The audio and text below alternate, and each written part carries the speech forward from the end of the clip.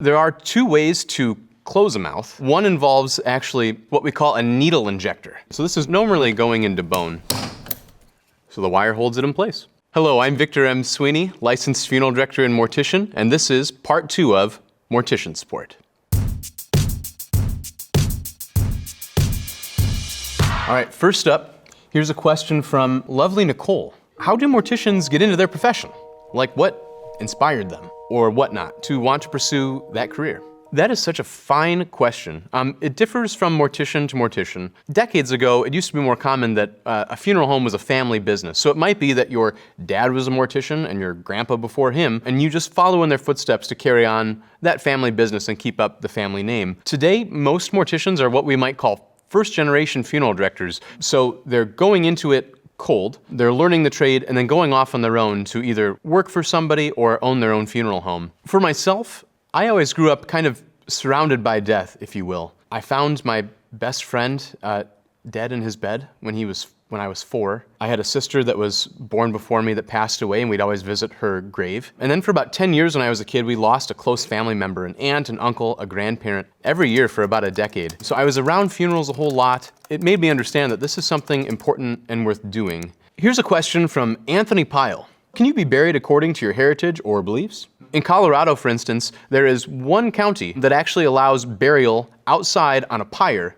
So you could build a burial pyre out of wood and light up Grandpa if you were in that county and you had proper write-off from the government. Next up, we have from a total random, why do dead bodies get stiff? The proper term for the stiffening of bodies after death is called rigor mortis. So this would be when the muscles of the body tense up until the tissues themselves start to break down a little bit. So if a body is in rigor, and we don't want it to be, the best thing that we can do is what's called breaking rigor. Typically, you're gonna see rigor mortis in the joints is where it's primarily gonna be a problem. So to break rigor, all you actually have to do is manipulate those joints forcefully. And I'm talking bending those fingers way, way back. And after you do that a number of times, they'll loosen up. So then you can have the hands positioned properly. Our next question is from Alicia Wood. When morticians give you a shower, asking for a friend. It's a fine question because really, we do bathe every deceased that comes through. So we'll wash their bodies, we'll shampoo their hair. But for your question, giving a shower, I cannot imagine trying to prop somebody up, trying to make that happen. Having them laying on a table and doing it while they're laying down and I don't have to hold them up with one arm is definitely ideal. Here's a question from Sovereign Insane. If somebody wished to be turned into a life-size doll after death, would it be legal? Absolutely not. Here's a question from VV Capitalism.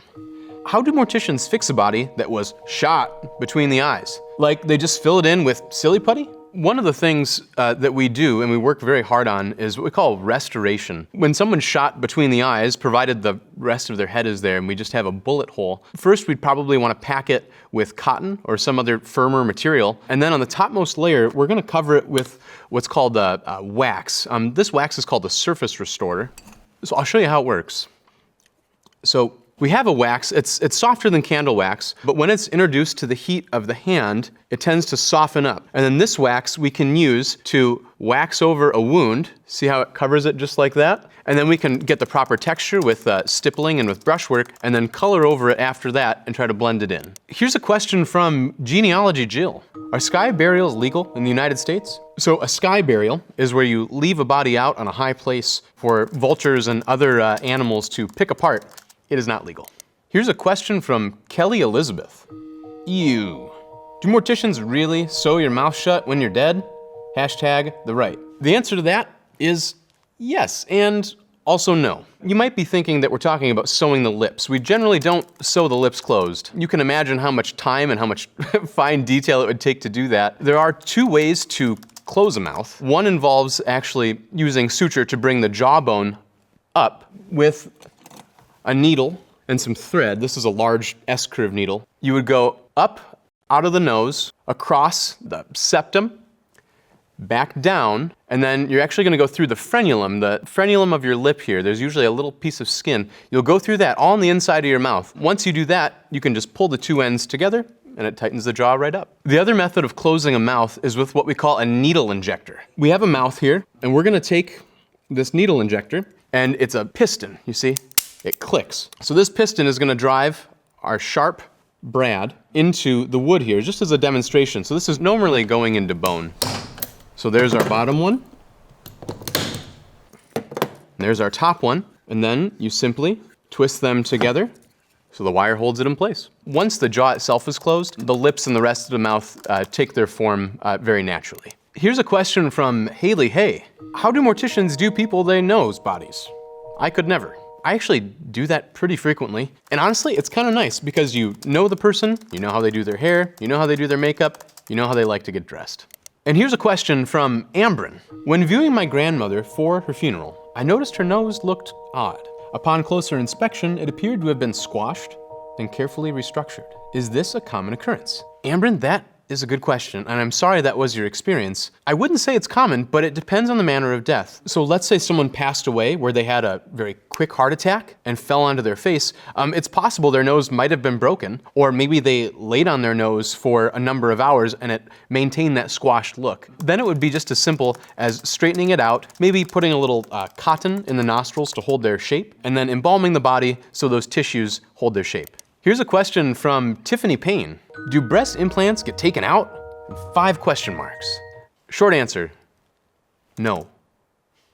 Our next question is from At. How do morticians decide what to do with the dead person's arms? So that's kind of an interesting question. Traditionally, the hands are placed over the umbilicus, so over the navel, and almost always the hands are going to be positioned left over right. The reason being is that more often than not, by the time you pass away, you will have been married, so we want the hand with the wedding ring to be on top so people can see it. But maybe the variation on that is if we have someone who's very large and in the casket, sometimes their hands don't quite reach up, or maybe they would meet, but it's so high up in the casket we wouldn't be able to close the lid securely. So if that's the case, we usually just put the hands at the side, typically resting just on top of the hips. Here's a question from Aaron Execution. I wanted to go into the field of work back in the day, but I was afraid of how it would affect me. What's one situation that's affected you the most, good and bad? Could that line of work cause PTSD? Well, the truth of it is, it can be a very emotionally taxing job. You do see a lot of things that you just don't want to see. Graphic injury, increasingly decaying bodies, burying children. All those things are really, really, really hard. But there are a lot of good things too. For instance, when you come across a situation like that, you're in a position to actually help a family in a way that really nobody else can. As for it causing PTSD, maybe. I think it depends on the person. But I think if you put the idea that you're there to help first, kind of before your own emotional investment in it, that's probably the ticket to keeping you free of those kind of debilitating anxieties. Next up, we have a question from Horror of the Orient. Why do dead bodies have to be prepared and shit? Just toss me into the ocean.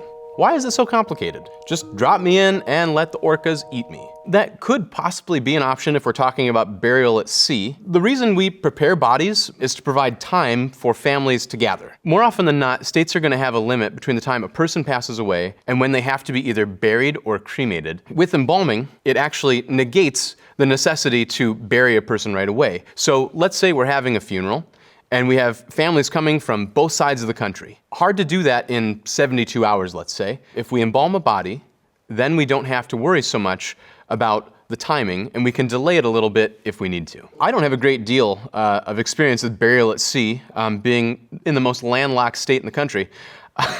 But there are protocols for shrouding and wrapping and then disposing of a body a certain number of miles out on the coast. So that way, when it goes overboard, it doesn't wash up on shore, and the orcas get to eat you just as you wished. Here's the next question from $. Do morticians really remove all the inside organs and put them at the foot of the dead person in the casket? Or is that a lie? Thankfully, that is an outright lie. Typically with an embalming, we don't have to remove the organs at all. They can just stay right in the body. Even if we have an autopsy in which the organs have been removed for study, they're typically placed back in the body cavity. So putting them in a bag at the end, not going to happen. And at any rate, it's a huge liability. What if it broke open? Or what if it was just sloshing around in the end as you carried the casket out? You don't want that. We don't want that. No. Our next question is from Frantic Woman. Can morticians put facial expressions on the dead? That is a great question. Yes, more or less. So typically a person's facial expression will almost make itself when we close the jaw and set the features. Now, there are things we can do to help create a more pleasant expression. Things like filling in some of the cheek. Let's say they've gotten older, maybe losing some of their muscle tone. We can fill in the cheek with some cotton or possibly some fluid that we can inject in to bulk it up a little bit. One of the things that I always do is I put a little bit of cotton inside the mouth under the turn at your mouth when you smile. In my experience, generally people that smile more have nicer expressions when they're in the casket, and people that are frowners, they tend to frown in the casket as well. Here's a question from Jordan. Are all morticians this hot? The short answer to that is no. I usually look like a pasty, stringy, just stereotypical mortician, but when they put me in front of the lights with studio magic, I look very handsome. Our next question is from Elian. Hey, I have a question. What do you do if a person has died in some kind of accident and has a severe injury? For example, lost a limb. Do you fix the part of the body that was injured, decapitated, or do you simply put it back?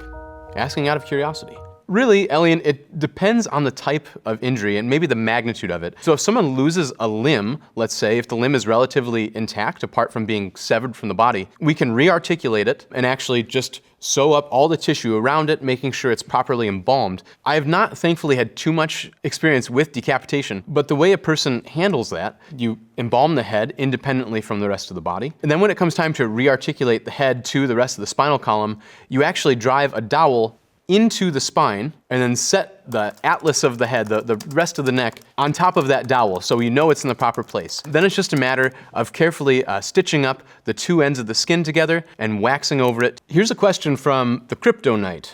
Do you know why do dead bodies float? Yes, the reason for that is bacterial buildup in the abdomen that creates gas. That gas will cause the body to float. Here's a question from Dinah Jarrett. The 5-year-old questions. Why do dead bodies stink? Asked during breakfast, no less. Well, I have a 5-year-old at home, and this is probably a normal breakfast for me. Do you ever have meat or any other vegetable that goes off, spoils, or rots? That is exactly what our bodies do as soon as our immune systems stop taking care of us. You have a lot of internal bacteria living in your gut, all those hollow organs, and those things do smell bad. If a body comes in already smelling bad, already partially decomposed, typically we'll put that body in a body bag if they're not already in one. And then a good way to reduce smell is to actually use baby powder as well as baking soda. Both those soak up those nasty smells quite well as long as the body's in a sealed pouch. If we have an embalming where somebody is smelling bad, really the embalming itself typically will fix some of that smell. Ideally, the fluid will push out the blood, and a lot of times as soon as that blood is gone, the smell goes with it too. If someone is smelling really bad, a nice trick is just a little bit of Vicks VapoRub under the nose. The next question is from Jash. Is it possible for a mortician to allow someone to watch while they're working on a body? That is a great question. The answer is no, unless they are actually an intern. In most states, they won't allow anybody outside of someone who has a funeral director's license to enter into an embalming room, let alone watch the preparation of a body. Our next question is from R.L. Queen. How do hair and nails still grow on the body after death? That is an interesting question. The hair and nails do not continue to grow after death. There are no life processes that would cause the growth of hair or nails. The look of hair growing and nails getting longer is primarily from skin around them retracting. All right, our next question is from Lord and Savior Jared Gaines. I heard of a thing where you would die and you can have your tattoos preserved and given to your loved ones. Have you ever done something like that? I've never had that request, but I have looked into a company that does do that. So really what we would have to do is just remove that outer layer of skin. The company would probably send us a biohazard shipping container so we could mail that top layer of skin with the tattoo off for preservation and then probably framing before they would send it back to the family. Here's a question from Job for a Cody. So I do have a serious question. What are happening to the bodies of the deceased with coronavirus? Are they cremated?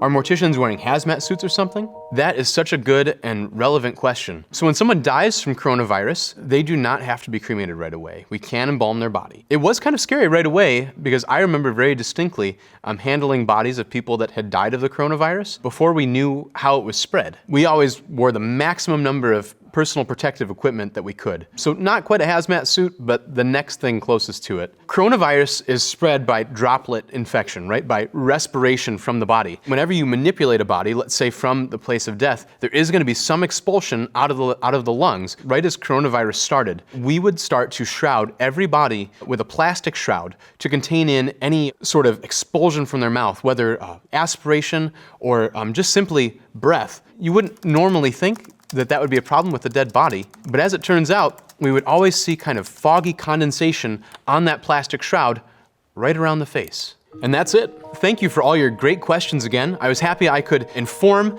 and teach you guys a little bit more about my life in the death world.